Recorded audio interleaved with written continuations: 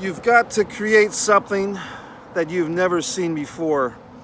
Those were Ray Candy's words to New Jack when he was training him for a life in professional wrestling. And I actually, in one of the 5 or 6 interactions I had with New Jack in my life, I asked New Jack, oddly enough, it was the night of the mass transit incident, about 2 hours before the incident. I saw New Jack at the Riviera Wonderland Park. He was walking around, and I started talking to him, and he was a nice guy. New Jack was that night. And I asked him, who were some of your favorite professional wrestlers as a kid? And he said, without hesitation, the Zambui Express. And it was 1996, November, the night of the mass transit incident, and I asked New Jack, I said, New Jack rolled up his sleeve and he showed me the tattoo that he had. He had a tattoo of the Zambui Express, like the word Zambui Express or Zambui, in honor of Elijah Akeem and Akeem Muhammad is what they went by at that time. And he told me that the Zambui Express were his favorite tag team. And if you watch some Zambui Express matches from Memphis, you can see the influences there with the camo and the roughneck style. The Zambui Express, of course, were nothing to the extreme that the Gangsters would be, 10 or 15 years later. So this is my response, Dark Side of the Ring, Season 2, Episode 3.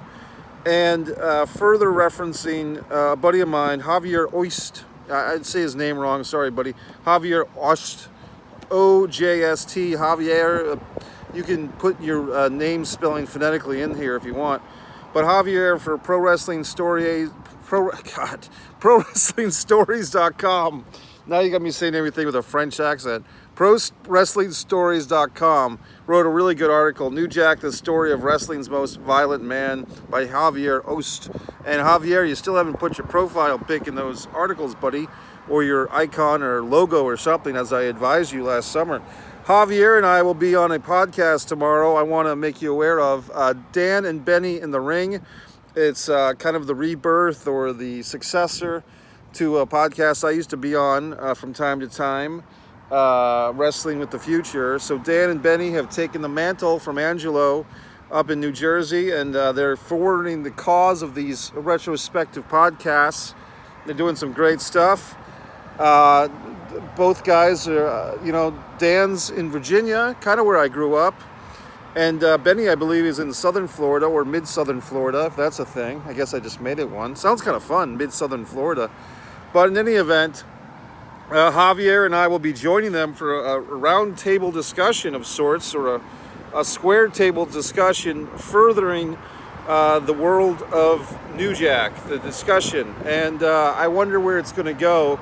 And I think I've been invited onto this thing because Benny in particular is fascinated that I was there for the night of the Erickulas as an audience member, actually in the press, so the press section, not in the audience, not amongst the audience, but in the press section.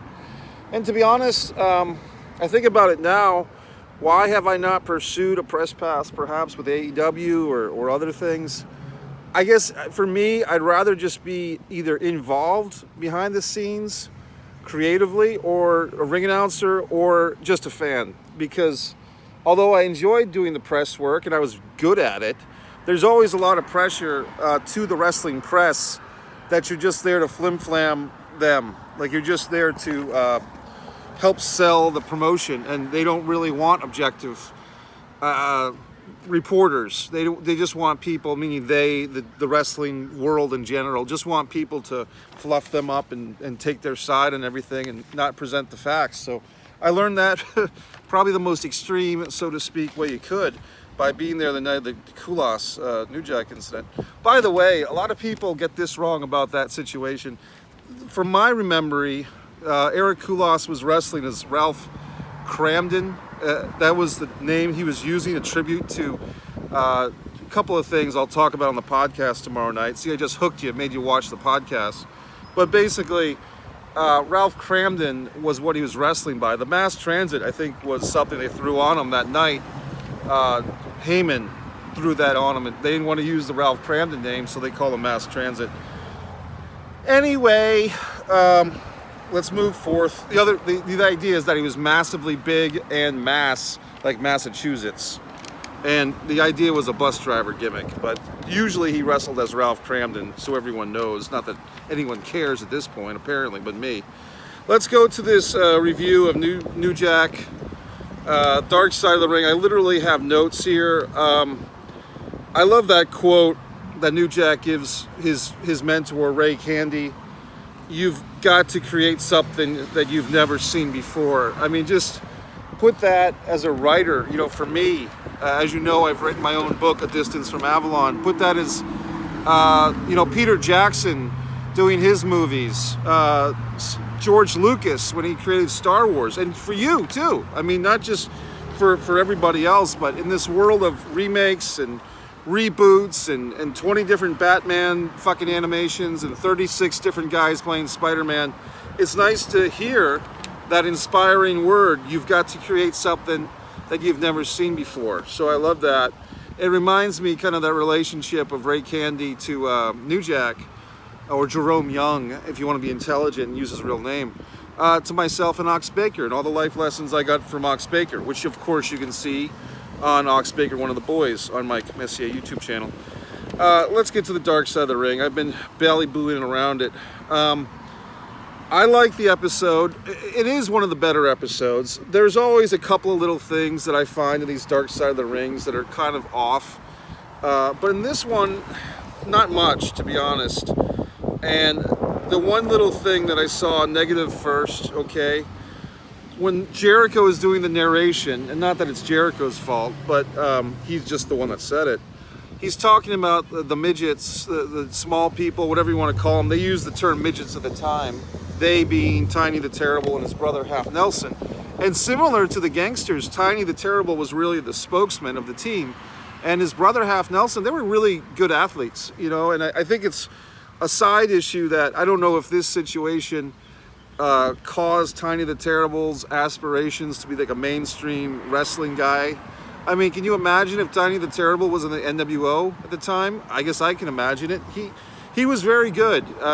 Tiny the Terrible was very entertaining, and I don't know if this situation, you know, Tiny would probably be the one to ask, but did this, you know, him being involved in any way kind of limit his negotiations with WCW or WWF at the time? I have no idea, but Tiny was very talented and very entertaining, and it's a shame that, you know, and Tiny points it out. I think Tiny the Terrible in this episode probably had a lot of things to say about this that he's been holding back and not having the forum to talk. So I'm glad that Tiny got some airtime to get to say how he felt, and he was right. You know, New Jack, we can kind of blow him up and say how great he is for a while, but at the end of the day, you know, he smashed a toaster against Erickulas' eye socket. You know, a 17-year-old kid who nobody bothered to check his driver's license, by the way.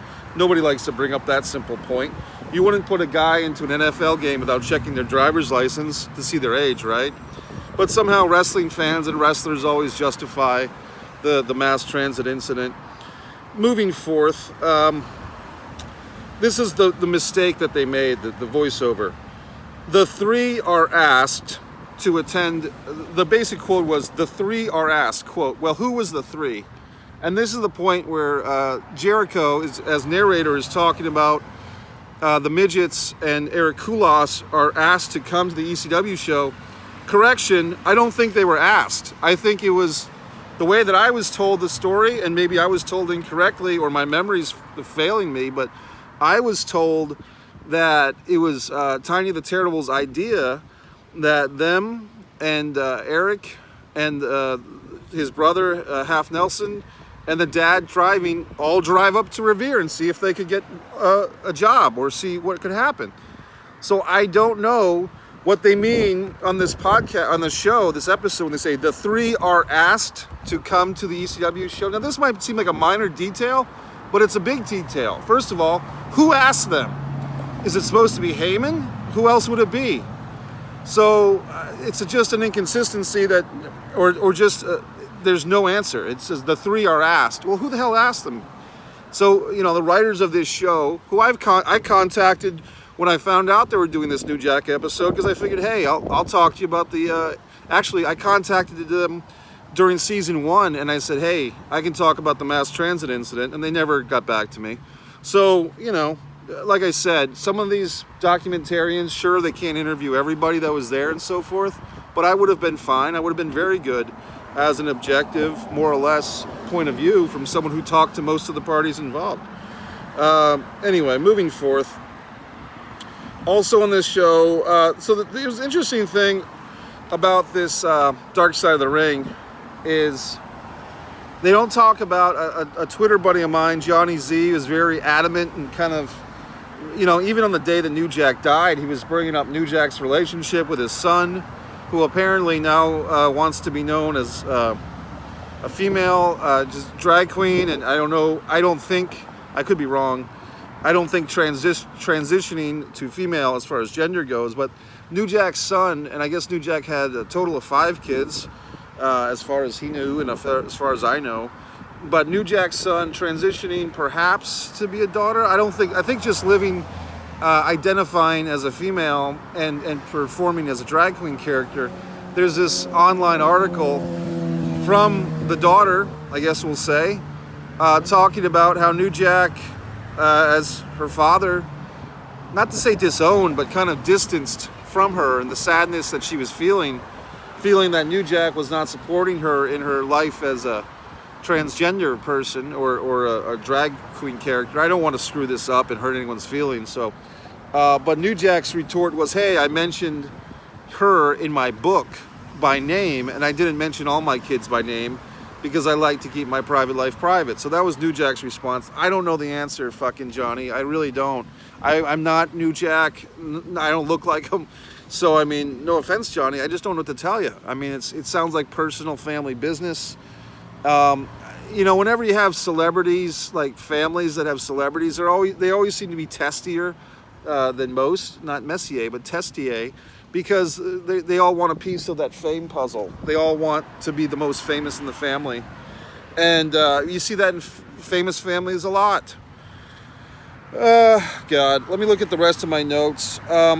So if you go to Pro Wrestling Stories, and if you read Javier Ojst, sorry buddy, his article, New Jack, the story of wrestling's most violent man, you tune in tomorrow night to the podcast, Dan and Benny in the Ring, the Facebook group, Dan and Benny in the Ring. I'm sure they'll let you into it. You can drop my name for what it's worth. And we'll be talking about this stuff. More stuff on New Jack, Dark Side of the Ring. Okay, one other consistency on the mass transit thing. That's why I get a little hot about that story, because like I said, I was covering this. I went to the Erickulas' home after the cutting incident and so forth. And the way that Tiny Terrible tells the story in this Dark Side is that he said, quote, Eric decides to cut us out. Meaning that Erickulas decided he would wrestle with Devon Dudley against the Gangsters and leave the midgets out of it. I heard a different story. The story I heard at the time was that Tiny the Terrible kind of led this group, although the father drove, Erickulas' dad drove him up there. And basically, Tiny was proposing that they do their typical New England independent circuit match of Tiny and Half Nelson against Erickulas. And they did this match at least 5 or 6 times throughout New England, and it was actually a pretty good match when they would do it. And the story I heard, and I wasn't in the dressing room, I just got this secondhand, but was basically Heyman's response was, well, we don't, like Tiny the Terrible will say, this is our gimmick match. We do the 2 of us midgets against the big guy, Eric, and it's fun. And basically, and it's a good hardcore fun match, and it's a novelty. And Heyman was like, well, we don't do gimmick matches here, we don't do novelty matches here, but if you midgets want to wrestle against New Jack, Axel Rotten can't be here tonight, so Devon needs a partner. Now that's where it gets interesting, because first of all, would you have done Devon Dudley and Tiny the Terrible and Half Nelson 3-on-2 against the Gangstas? And it doesn't seem like that would be the smartest match in the world. Like, that booking's a little off. It could have been done, it could have been interesting, but it doesn't seem like there would be much interest in seeing the Gangstas, you know, take weapons and beat up a couple of, you know, midget wrestlers that if the audience didn't know who they were, or if they did, they might be sympathetic to Tiny and Half, because those were local favorites to some extent to the audience. So I really don't know. But it seems weird. But the supposed thing that I heard was that Tiny said, well, we don't want to wrestle New Jack. We don't want to wrestle the Gangsters, but maybe Eric does, or Eric would like to, or something. So basically, the way that Tiny's telling the story is that Eric cut them out of the deal somehow. The way that I was told the story at the time was that the match was offered to the midgets. They were smart enough to not wrestle the fucking Gangsters, but they gave Eric that opportunity and he took it. So, like I said, time. And also, you know, Tiny was there, I wasn't, so you can take his word. I'm just telling you what I was told back then, which is a long fucking time ago, but that's what I was told because I remember. I have a good memory. Anyway, the rest of the New Jack thing, the New Jack movie, I made some notes. New Jack City, it's look, I can't claim some lifelong bond with New Jack. You know, his death is striking me a little bit more than I thought it would, for whatever the fuck reason, just because this is a guy that I bumped into, you know, from basically 1995 to 2012 when I went to Extreme Rising, the Shane Douglas show, and every time that I talked with New Jack, he was really nice to me. And the big blemish on this whole situation was seeing him carve up this kid, you know, in person. But he was always cool to me. And I think a lot of people are saying stuff like that. Lance Storm is saying, hey, it's surprising that people are surprised that he, being Lance Storm, and New Jack were friendly or whatever, but he says they were. You know, because New Jack was a very fun guy, very, very fucking funny guy, fun guy. I liked the piano guy, apparently, who's in this town of Jacksonville, so maybe I'll look him up. The promoter, the former wrestling promoter, who booked that match of New Jack. Was that the one with the guy that he stabbed? Like, he stabbed 9 times or 16 times, depends on who you ask. The thing with this New Jack, I don't know. I saw that Bombs Away shirt on the Pro Wrestling Tees. If you've seen that, I like that shirt. I might get it, I might not. What else? God, there's some good tributes on Javier's story there. He's got some good videos that he incorporated from other people. Tribute to New Jack. He had the New Jack's Greatest Falls. I actually recommend, I think it was from Krusty, the YouTube user Krusty3 from like a year ago. My notes are getting disintegrated, by the way, because I'm having to put this this fucking cup, this wet cup, the cup is sweating, and it's getting on my notes, and it's upsetting me. But in any event, I'm trying to read the rest of my notes. If you really want to, see the thing with this, we can do podcasts, I can do videos, we can do tribute videos, all this stuff we can do. Javier has written a nice article. I ordered New Jack's book. I don't know if I'll ever get around to reading it before you put me in a box, but I ordered New Jack's book. I just say that not to be dramatic. I just have a lot of books to read. But I ordered New Jack's book out of respect, and hopefully that money is somehow getting to his wife or whoever. His widow now, sad to say. But you really just have to watch New Jack's stuff. Like, he's one of those guys where you can read it, like reading Bruno Sammartino's book gave me a pretty clear indication of this guy, Bruno, and his effect on the fans and his approach to the wrestling industry. But with New Jack, he's such a, is the word visceral? Is that the word? You have to experience it by just watching the stuff. And one of the things I've watched, I think it was at the Night of the Legends, this Smoky Mountain show, is watch the fucking Gangsters in 1994. So what did you have in wrestling in 1994? You had Bob Backlund wrestling Bret Hart. You know what I mean? You had some pretty Middle Earth stuff going on in pro wrestling at that time. In 1994, you had Hulk Hogan and was feuding with like Earthquake and WCW, or they called them the Tremor or the Avalanche or whatever. You had like Hogan and Brutus Beefcake were going to wrestle at Starrcade, and the Hogan Flair feud, and Johnny B. Bad was feuding with the Honky Tonk Man. 1994, you had some pretty static, is that the word? Like just kind of boring stuff. And suddenly you've got this New Jack in Smoky Mountain Wrestling, and then a year later he's in ECW. You watch his interview with Jim Ross in the ring. I say his. Mustafa's there with a fucking baseball bat, picking his nose and putting the boogers on a baseball bat and making these odd facial expressions. D'Lo's just kind of standing around with a hood on his head, and New Jack is carrying the promo. And you know, Jim Ross, as great as Jim Ross is, Jim Ross did something that was kind of a rookie mistake, to be honest. Sorry, Jim. Jim Ross said, "This is the most controversial tag team in wrestling today." He's introducing them. This is the most controversial tag team in the world today.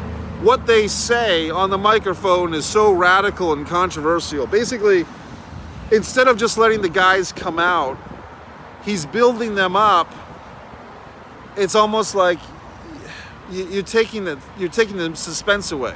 You should have said, "Ladies and gentlemen, I'm kind of in an uncomfortable position here, but I've been asked by Smoky Mountain officials to interview the gangsters," and then just have them come out, and then therefore you don't put, "Oh, they're the most controversial guys in the world," and then they have to live up to that. Well, guess the fuck what? New Jack did live up to it. New Jack lived up to it, but I'm saying that as the straight man in that situation, as the holder of the microphone, Ross fucked up on his intro. He just did. Sorry, Jim. I know you're Boomer Sooner and all that stuff, but I can say you made a mistake 27 years ago, because you did. You've got to you don't do an intro that raises, you leave something for the imagination of the audience. Like, you want to do an intro, but not put this pressure like, oh my God, these guys have to fucking be the most controversial thing ever. You allow that to happen naturally. Now, here's the thing. The gangsters lived up to it. So that's the credit to New Jack. But I'm saying Ross didn't do them any favors. Any other thoughts on this dark side of the ring? Oh, I do. See, people might be saying, well, Mike, how come your dark side of the ring, fucking feedback videos are so late in coming? Same thing that Brian Alvarez has from Wrestling Observer Radio. I have YouTube TV, okay? That's my cable provider of choice, which I stand by. I enjoy cable YouTube TV. The downside is they don't have the Vice network. Oh my God. So how do I watch these programs? I have basically two choices in life. I can go to fucking YouTube like the day after and wait for some asshole to upload the show, which I may or may not have done. Or I can go to Vice TV, like their website, vicetv.com or whatever it is, and watch it on there. But it's a pain in the fucking ass. The way that they do their website's god awful. I wish they just had like a pay way of doing it, like a way to just pay $5 a month or whatever. But they make you go through this song and fucking dance on the Vice TV app or fucking website. If you try to advance to the commercials, then you end up watching more commercials. It's a god-awful experience, but that's how I had to watch the show because someone requested I watch all these dark sides of the rings. I'm trying to remember if I have any more things.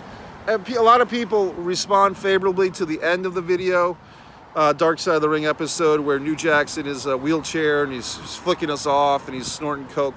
It's a nice image. I mean, I guess the overall thoughts, and we'll talk about this more tomorrow night on Dan and Benny in the fucking ring, I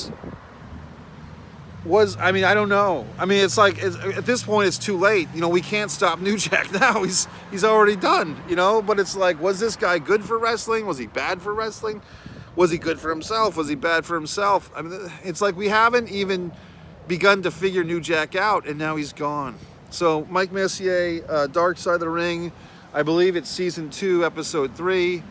Analysis, thoughts. That's it. But the Krusty video of New Jack, Krusty tribute video is really good. There's another one on YouTube in Javier's article. New Jack, greatest, like all his jumps compilation, blah, blah, blah, blah, blah, blah. Mike Messier YouTube channel. Subscribe to Mike Messier YouTube channel. Please share this video on Reddit and so forth and all your Facebook wrestling groups. Mike Messier.